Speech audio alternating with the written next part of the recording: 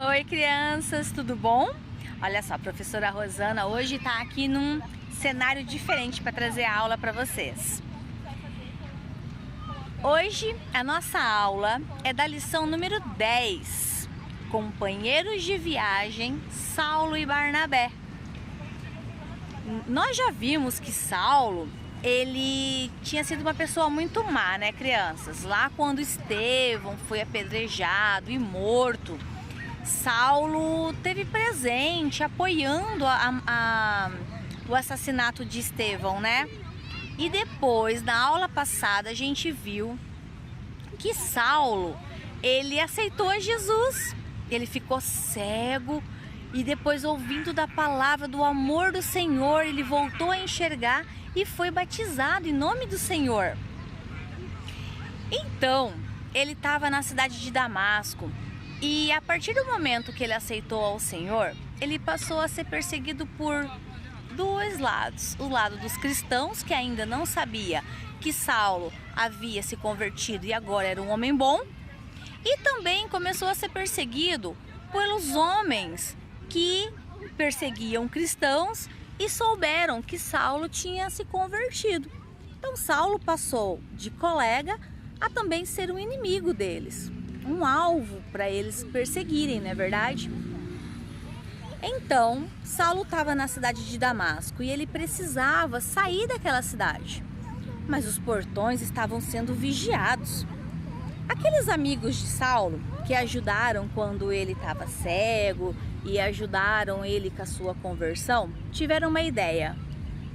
Vamos descer Saulo dentro de um cesto pelos muros da cidade e assim ninguém vai ver, ele não vai ter que passar pelos portões. E assim fizeram, crianças. Colocaram Saulo dentro de um cesto enorme, amarraram com cordas e desceram Saulo pelos muros da cidade. Nesse momento, Saulo foi para Jerusalém, onde havia muitos amigos de Jesus. Era um lugar que agora que ele também aceitou a Jesus, ele estaria salvo.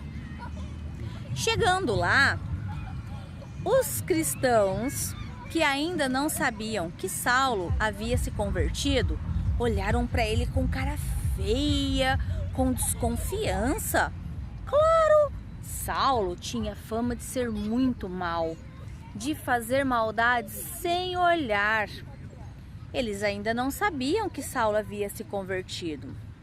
Foi então, crianças, que um homem chamado Barnabé, um discípulo de Jesus, um homem muito conhecedor da palavra, que o próprio Deus já havia falado com Barnabé sobre Saulo, chegou perto das pessoas e falou assim: sim, é ele, Saulo, aquele que perseguia a igreja, mas ele mudou.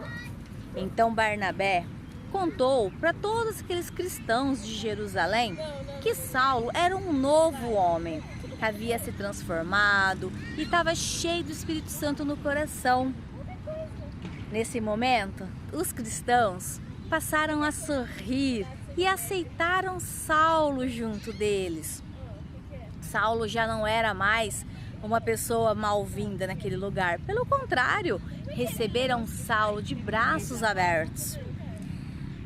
Nesse momento, crianças, Saulo, se sentindo seguro em Jerusalém, passou a falar da palavra do Senhor com muita ousadia, com muito amor. Ele estava cheio, transbordando do amor do Senhor. E ele pregava para todas as pessoas, ele falava do quão o amor de Cristo era poderoso. Ele dava o seu próprio testemunho, o que ele era antes, o que ele pensava. E quando ele aceitou o amor de Cristo, ele mudou. Aí, crianças, viver ali em Jerusalém, Saulo estava se destacando, ele estava com muita ousadia falando do amor de Cristo. Ele passou a ser perseguido. Aqueles que eram amigos de Saulo antes, perseguidores de cristão, passaram a perseguir Saulo. O consideravam um traidor, né? Então, o próprio Deus se mostrou para Saulo que ele deveria sair, ir para outras cidades, ir para outros lugares, falar da palavra. E Saulo não teve medo, ele não se escondeu ali nas paredes daquela cidade. Então Saulo foi para... Eu tô vendo aqui no meu caderninho, nas minhas anotações, para não falar errado. Saulo foi para Antioquia, achei o nome da cidade, Antioquia. Mas Saulo não foi sozinho, não, crianças, ele foi junto com Barnabé. Os dois faziam grandes pregações e lá em Antioquia, os dois juntos conseguiram converter muitas pessoas para o Evangelho. Levaram a palavra do Senhor para muita gente. A igreja de Antioquia cresceu muito. Era muito bem-vinda aos olhos do Senhor. Durante esse período que Saulo pregava em Antioquia, o nome dele mudou. Passou a se chamar Paulo. Isso mesmo, crianças. O nome de Saulo passou a ser Paulo.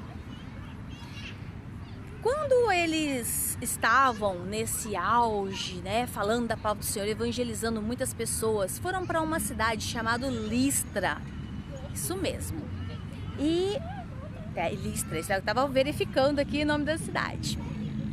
E nessa cidade, Paulo, antigo Saulo, curou um paralítico. Isso mesmo. Ele encontrou um paralítico e em nome do Senhor, ele curou esse paralítico. As pessoas ficaram admiradas e começaram a tratar Paulo e o Barnabé como deuses. Foi então que Paulo e Barnabé explicou que eles não eram deuses, pelo contrário, que aquela cura era em nome de Jesus. Era o poder de Deus trabalhando na vida daquele homem que era paralítico. E então, nem sempre por onde Paulo e Barnabé passavam, eles eram assim bem tratados.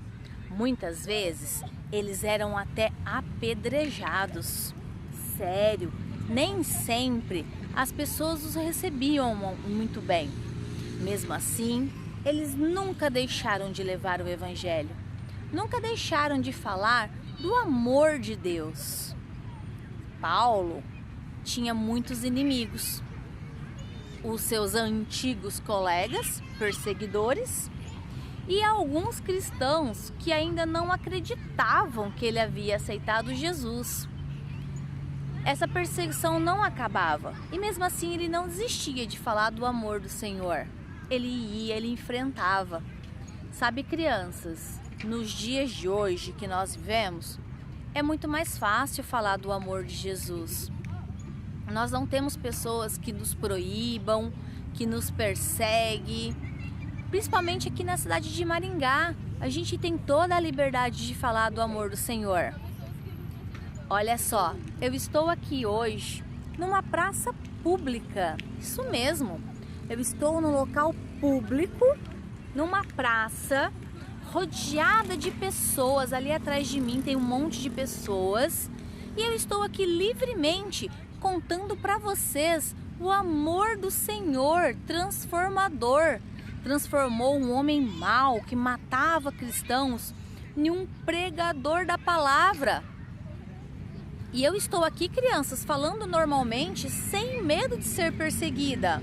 Sem medo que alguém vai vir aqui e maltratar a professora Rosana. Pelo contrário, algumas pessoas que podem estar me ouvindo nesse momento, gravando essa história para vocês, ficaram conhecendo a história de Paulo e Barnabé. Como é bom, né, crianças, a gente poder falar do Senhor sem esse medo de ser perseguidos como Saulo foi, né? Como Paulo foi. Por isso que nossas orações, a gente tem que lembrar também de agradecer essa liberdade que nós temos de levar a palavra do Senhor para todos que nós conhecemos, sem medo. Vocês, crianças, também podem ser um instrumento de evangelização. Sabe como? quando vocês tiverem algum evento assim da igreja, convida os seus amiguinhos para participar do evento. Não é para convidar só o amiguinho que também frequenta a igreja. É bom você convidar amiguinhos que nunca foram na sua igreja. Assim, ele vai estar tendo a oportunidade de ouvir a palavra. Sabe? Você criança que já tem um celular, que tem alguns amiguinhos no WhatsApp, encaminha as aulas para ele ver. Fala assim: olha, meu amiguinho, olha as aulas que a minha igreja tem gravado pra gente. São histórias da Bíblia, você quer ver? São histórias legais. E aí é só encaminhar essas aulas que as professoras mandam para vocês pro celular dos seus amiguinhos, no seu Facebook. Sempre que vocês estiverem encaminhando uma aula, uma mensagem da palavra do Senhor, um convite para algum evento da igreja, vocês estão evangelizando.